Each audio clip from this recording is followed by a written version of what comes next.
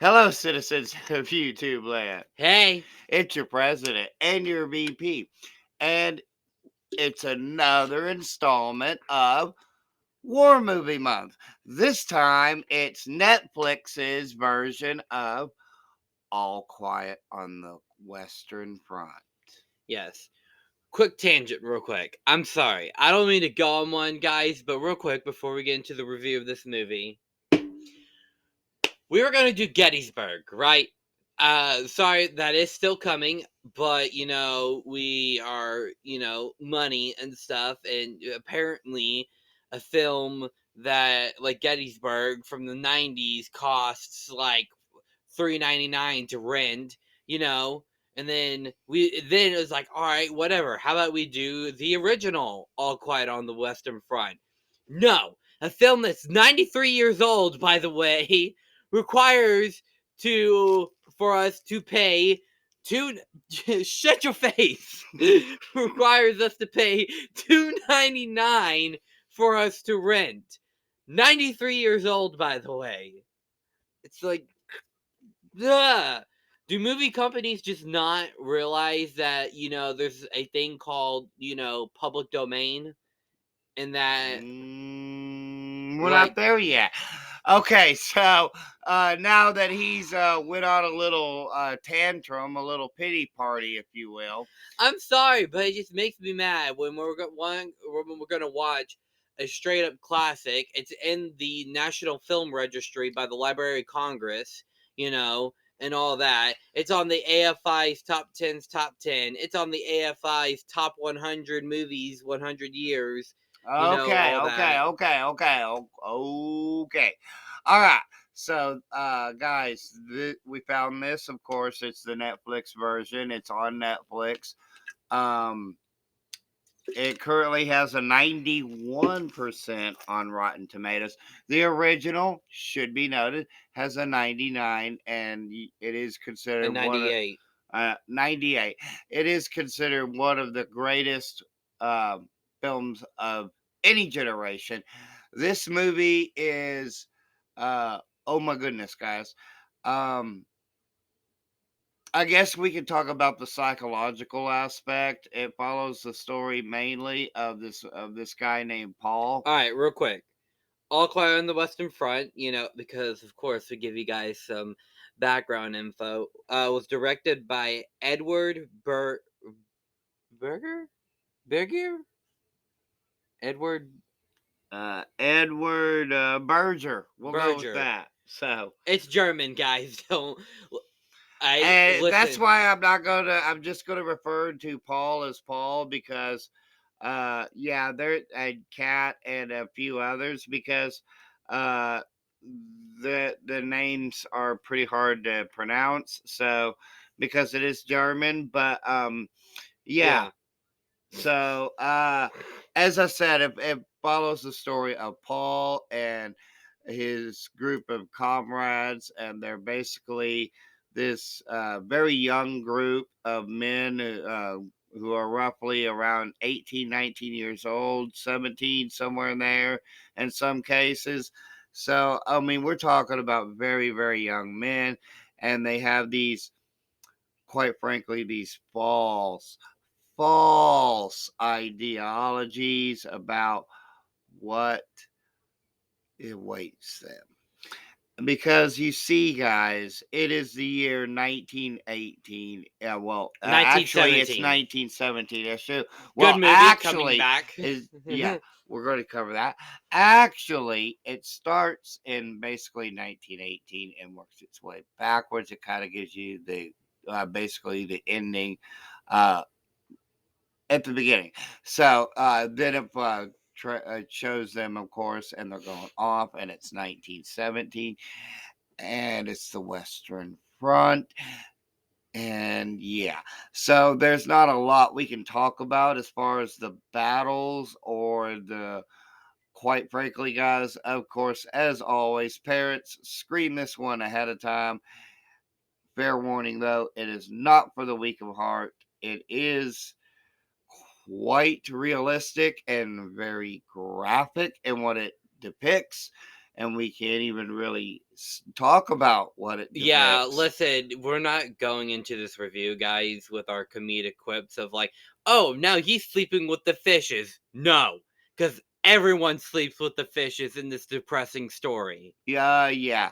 So, guys, I guess we could talk about the fact that they had these false assumptions, of course, and as the movie progresses, they're shattered. Okay, especially Paul because he witnesses so so, so many horrors. Okay, that befall this man that by the end, and spoiler, just so you know, he sleeps with the fishes too. Yeah.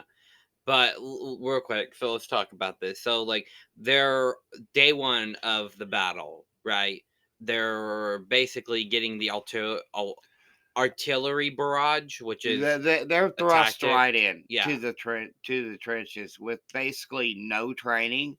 Okay, from what I gather from the film, anyway, I don't know if it was really like that. It probably was, to be honest. it was a conscription law that Germany had put in place because they lost so many people during this that they put in a conscription law, um, in part for this. So they had sent him off, like we said, and it's the first day, and as he said, the artillery is there, and just okay. As soon as it's over, right?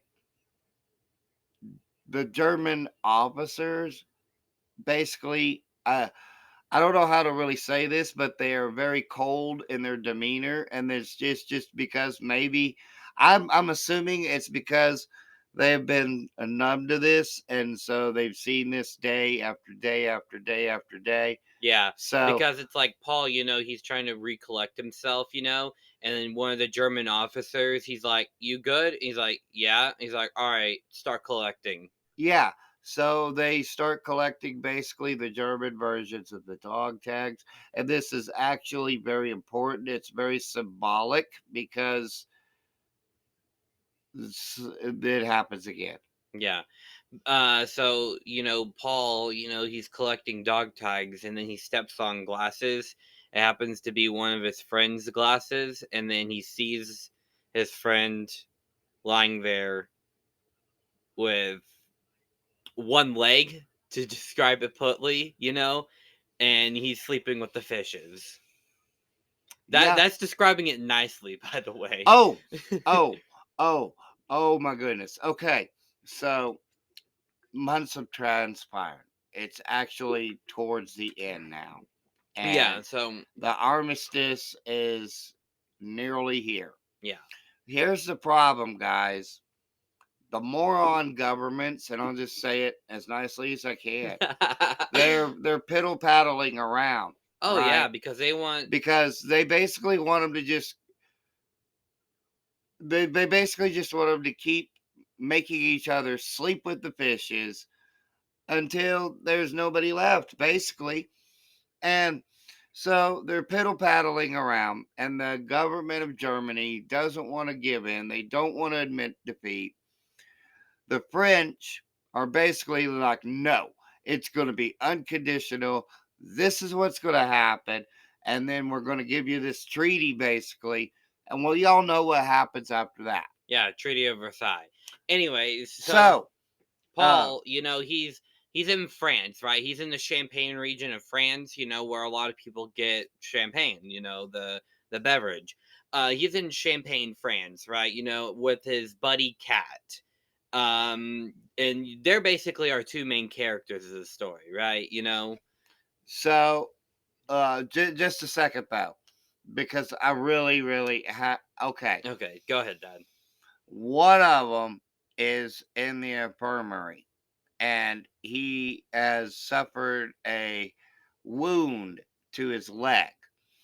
Oh yeah, that's Tedjan. Yeah, Tadjan, or however you say yeah. Listen, guys, like I said, it's German. We're not really good with it. German So words. Paul and Kat basically they get some soup for him, and then they bring it to him, And Tajadin says to him, "Well, do you have any cutlery?" So they give him the cutlery, and then Tajadin self induces himself sleeping with the fishes using the cutlery. Because he would either have to one suffer an amputation or two was going to die from his wounds. So I mean, we have to skirt around this as much as we can. All we can say is that watch it for yourselves, guys. Check it out. Keep going. So yeah, that happens. By the way, Yeah. so yeah, they're like I said, they're in Champagne, France, right? And they're basically on the Western Front and stuff, and they're trying to like survive and all that, and then you know, Germany and France, they're kind of like skirting around the edges of like, no, you guys sign the armistice, and they're like, no, you sign it, and then finally, Germany's like, all right, whatever, we give in, because they've lost so many people. Like, it's said at one point that the day before, it was like 40,000 people slept with the fishes in the previous So battle. Cat and Paul, they boost a goose from a farmer. Well, it's actually duck eggs. Well, no. Oh, okay. First, they boost the goose. You rhymed there. I know. A little one humor for one you fish, guys. two fish, three fish, four fish, or Okay. something like that. So, they boosted the goose and they feed it to their comrades, their friends. And this is important because towards the end, they're at the same farmer's place. And this time it's Paul's turn to go over. And so they boost some duck eggs, and the farmer catches them. And the farmer's boy catches them. Yeah. And he locks them in the barn, and he manages to escape. And so it's Cat and it's Paul, and they're running for their lives. They shoot one of the duck eggs, basically, and Paul suggests, "Hey, man, let's fry them." Cat says, "Nah, we're going to eat them right here, right now." So they do. And then Cat goes off into the woods To do his business. to do his business. Number one, basically, he turns around. There's that same farmer's boy. Boy gets off a shot. Make sure that it's not right away, but the farmer's boy made sure that Cat will sleep with the fishes. Because of a bang bang wound to the stomach that pierced his liver. Yep. So he went into septic shock, and that was that. Yep. So it's all come down to Paul. And Mhm. it's the last day.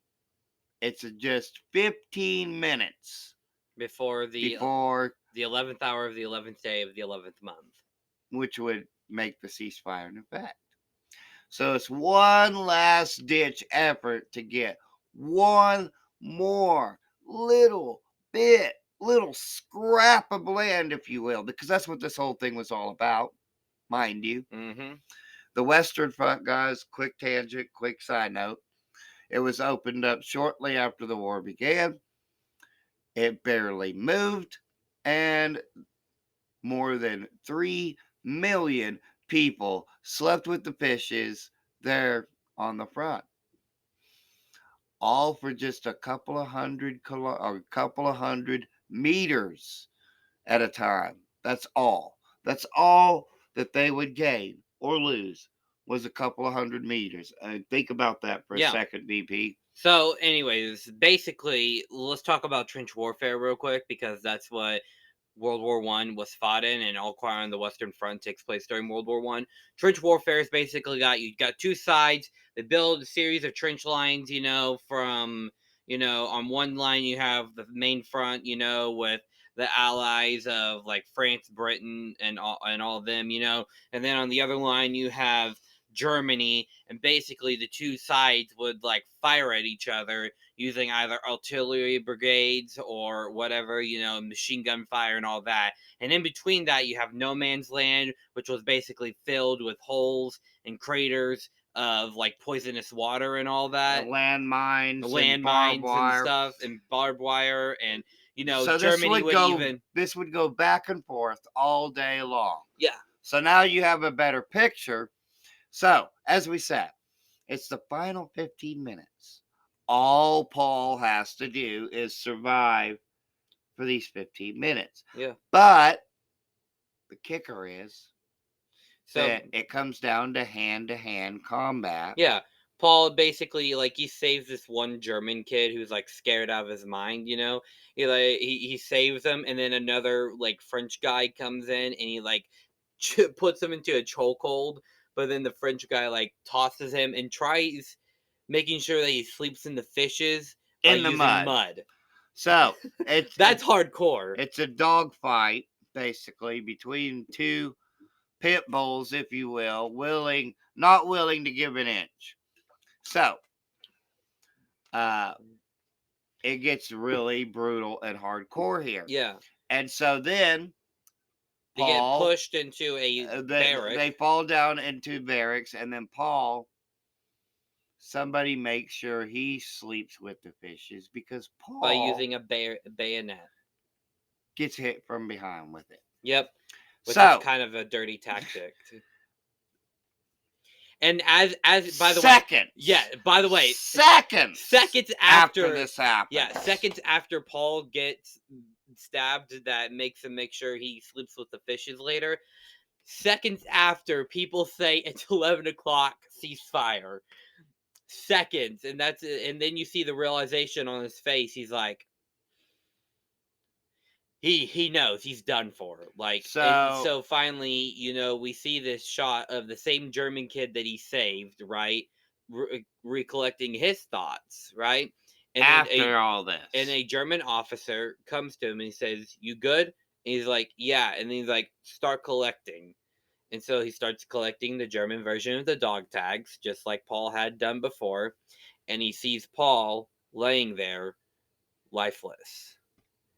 And then he sees the same thing that his friend from the church who, self-inserted, make sure he slept with the fishes. He grabs it and also puts it on. And then the film ends with this shot of Paul just lifeless. And then it cuts to black and we see basically the lines of a little text basically describing what we told you guys about the trench warfare. So that was All Quiet on the Western Front, Netflix remake version. Of course, you can find it on Netflix. Guys, what can we say? You really have to check out this movie for yourselves, though.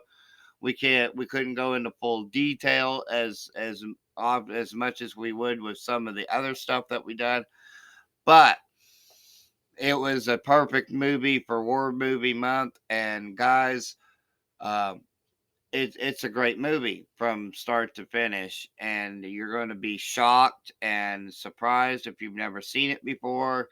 I'm pretty sure on that. Oh my, am I pretty sure on that?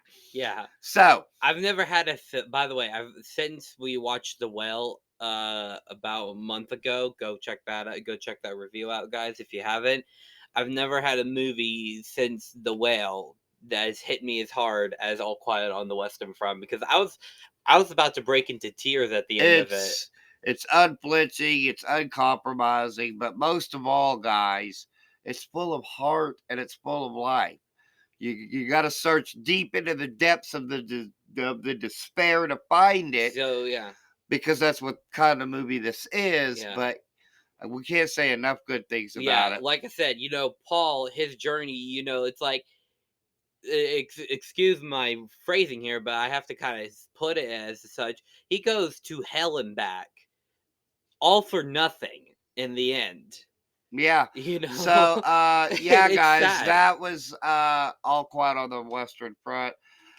And of course, as always, if you have seen the Netflix remake version of All Quiet on the Western Front and you believe that it is the worst war movie of all time, then clearly you have never seen The Patriot. The Patriot.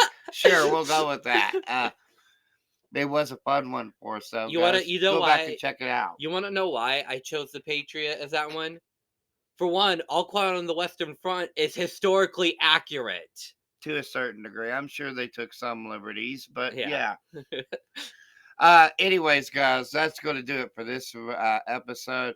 We'll see you guys next time. What's it going to be next time?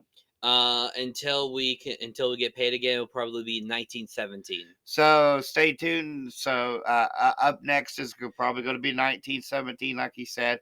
And until then, there's only one thing left to say, and that is peace and love from Denny and Son. Bye.